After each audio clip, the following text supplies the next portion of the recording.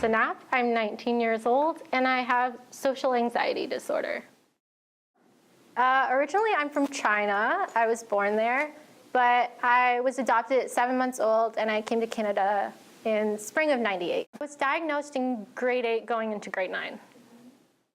Grade 10 throughout grade 11, I went to a therapist, and because that was kind of like a rough time. In high school, it was kind of hard because a lot of my friends were more so interested in maths and sciences, and I was more so interested in the arts. So again, it was kind of the divide thing where I didn't have lots of people who were interested in lots of the same things as I was. So it was kind of hard. But now that I'm here at the college, I have loads of friends who like lots of the same things as me. So I love surrounding myself with people and hanging out with my friends. And it's going to sound kind of weird, and I use this analogy all the time for people who don't really understand. I refer to myself as the second best piece of cheese on the platter. People still, I have loads of friends, and I'm very sociable, but I'm kind of like no one's best friend. I've never really been a best friend, so I didn't really have that many people to rely on throughout middle school. I had lots of friends, I had lots of people to talk to, but it'd be the thing if people were going out in a social situation, I'd never be the first one someone would call. Friendship-wise, it's kind of difficult. I struggle a lot with someone will message me, and then I'll compose a text, and then I'll delete it a lot. It's always what's going to be the reaction after I send it, because then once it's sent, it's gone. Or if I say this, what's the outcome? So it's a lot of behind-the-mind things, like processing a conversation before it's actually even happened.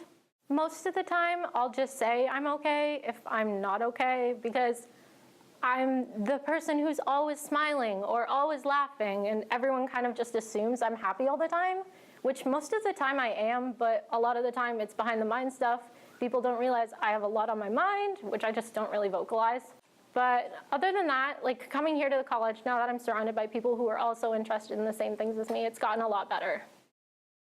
I definitely try to surround my friends as often as I can, because I know if I'm with my friends and I'm having a good time, my mind will be distracted and I won't be thinking so much about what I'm supposed to be saying or what I should say that won't provoke anything.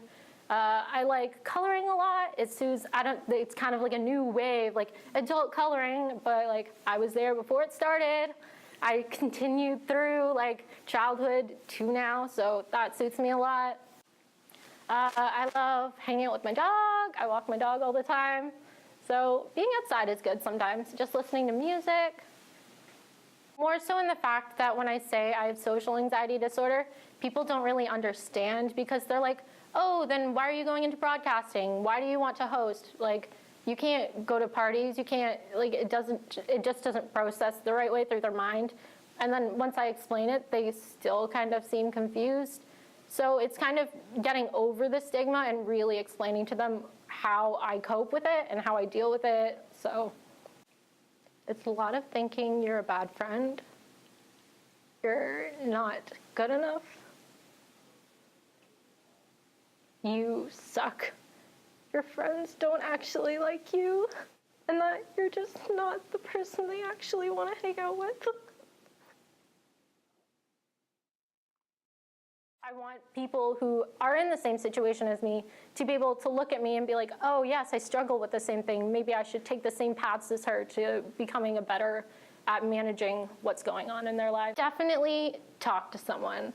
Even though you might be like, oh, I'm afraid, talking to people is always the best thing. I can definitely suggest, because bottling up is never the answer. I did that for a long time, and it only causes everything all at once to explode. Where if you talk it out, it definitely can slowly just seep through the bottle.